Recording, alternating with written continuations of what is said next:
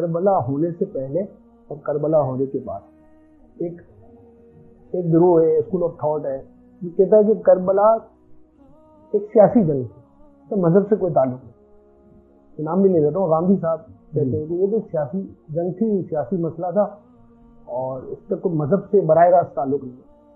اس کے مقابلے میں ایک اور گروہ ہے جو کہتا ہے کہ یہ عین جو ہے وہ مذہبی مسئلہ تھا، اور بلکہ اسلام اور ایمان کربلا سے پہلے کچھ اور تھا اور کربلا کے بعد اب کچھ اور ہو گیا۔ یعنی یا تو آپ حسینی منہج پر ہیں، اگر حسینی منہج پہ نہیں ہے تو آپ یزید کے ساتھ ہیں، جو کہ عین غیر اسلامی ہے، بلکہ غیر انسانی ہے۔ کہ قتل کر دینا تو مطلب غیر اسلامی یا غیر انسانی ہے۔ آپ کا اس بارے میں کیا خیال ہے کہ واقعی کہ یہ سیاسی مسئلہ تھا، مذہب کا مسئلہ تھا یا ہے، یا ایمان کا مسئلہ؟ کربلا میں سیاسی ایلیمنٹ تو تھا، لیکن بنیادی بات یہ ہے کہ اس سیاسی مسئلے کو آپ سمجھتے کیا ہیں؟ کیا اسلام میں سیاسی مسائل اسلام کا موضوع نہیں ہے؟ بالکل ہے۔ اسلام کو اگر آپ نے مذہب سمجھا، نماز، روزہ، زکوٰۃ، حج، نکاح، طلاق اور عقیقے تک محدود کر دیا تو یہ تو مذہب ہے۔ اسلام بطور دین دیکھا جائے گا تو اس میں فرد بھی آئے گا، سماج بھی آئے گا اور اس میں ریاست بھی آئے گی۔ اس میں پولیٹیکل ایلیمنٹ یوں تھا کہ یزید وہ بادشاہانہ مزاج رکھتا تھا۔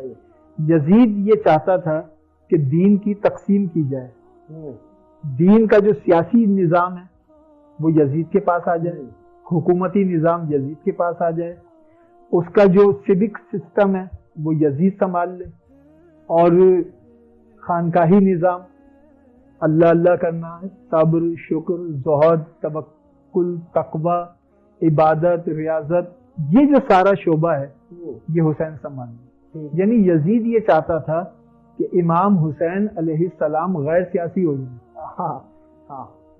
وہ یہ چاہتا تھا کہ امام حسین غیر سیاسی ہو جائیں، اور امام حسین یہ جانتے تھے کہ میں وارث مذہب نہیں ہوں، میں وارث دین ہوں۔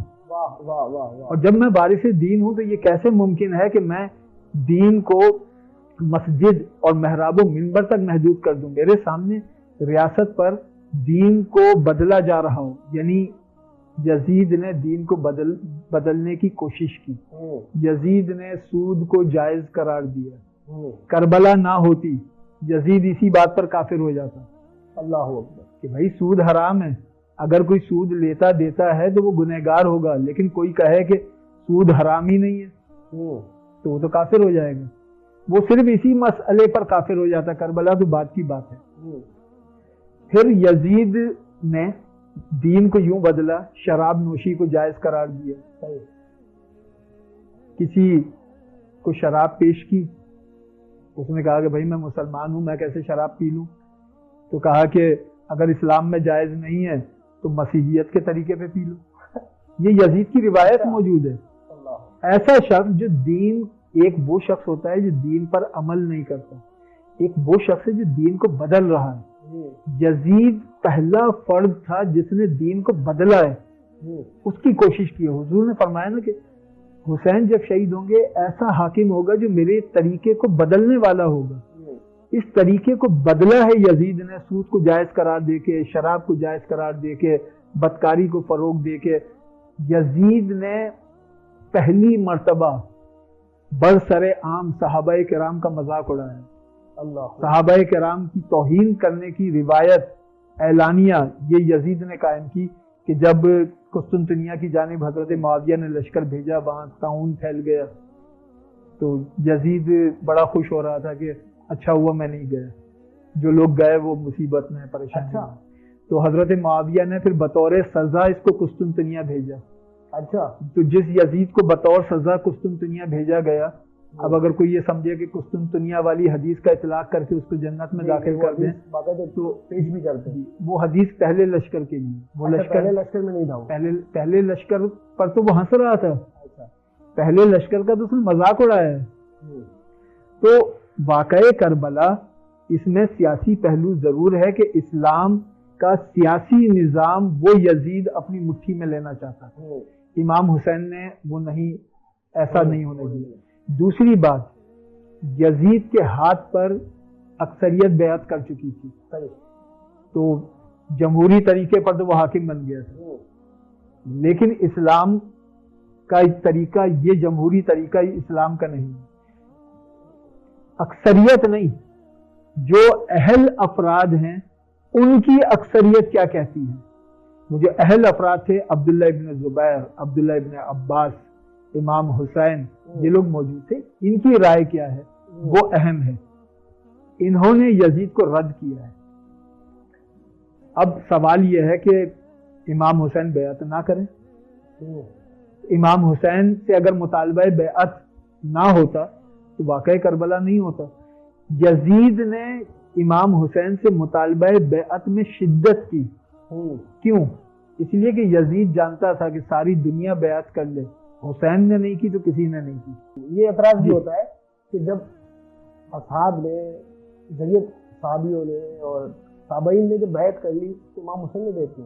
مولانا مودودی کا مجھے کال یاد آ گیا کہ امام حسین نے نہیں کی کیونکہ دوسروں نے کی تھی. ہاں لیکن سوال تو یہ ہے نا کہ انہوں نے تو بیعت کر لی. امام حسین ہے وارث دین. یزید یہی تو جانتا تھا جو آج ہماری امت نہیں جانتی. یزید جانتا تھا کہ حسین وارث دین ہی نہیں، دینست حسین. حسین اپنے وجود میں خود دین ہے. اگر حسین نے بیعت کر لی تو سب نے کر لی، حسین نے نہیں کی کسی نے نہیں کی. ساری دنیا بیعت کر لے، حسین نے نہیں کی. حسین نے بیعت نہیں کی، اس کا مطلب ہے دین نے تائید نہیں کی. سبحان اللہ. امام حسین جانتے تھے کہ میرا بیعت کرنا علی کے بیٹے کا بیعت کرنا نہیں کہلائے گا. اگر میں نے یزید کے ہاتھ پر بیعت کر لی تو یہ ایسا ہے جیسے ابراہیم علیہ السلام نے نمرود کو تسلیم کر لیا. یہ ایسا ہے جیسے بہت بڑا جملہ موسیٰ علیہ السلام نے فرعون کو تسلیم کر لیا. بہت بڑا جملہ. یہ ایسا ہے جیسے خلفائے راشدہ نے جو ہے ظلم کے مقابلے پر آنے والی قوتوں کو تسلیم کر لیا. امام حسین انبیاء کے وارث ہیں، صحابہ کے وارث ہیں، خود اہل بیت میں سے ہیں، رسول اکرم کے وارث ہیں.